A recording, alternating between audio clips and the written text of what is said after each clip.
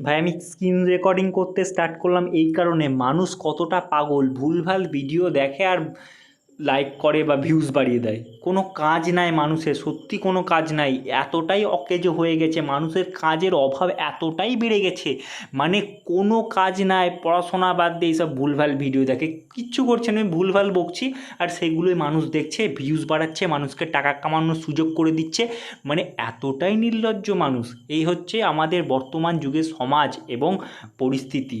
মানুষের এত প্রচুর সময় আছে, ফ্রি সময়, যে সময়ে মানুষ এই যে রিলসগুলো এরকম করে তুলেই যায়।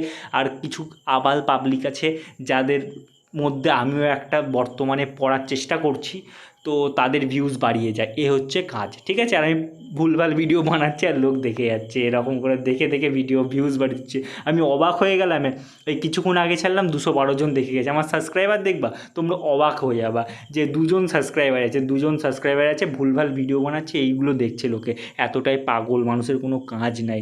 এই হচ্ছে বর্তমানের যুব সমাজ থেকে শুরু করে ছুড়া থেকে বুড়া সবার একই অবস্থা, কোনো কাজ নাই তাদের, তারা এক নম্বরে অকেজো।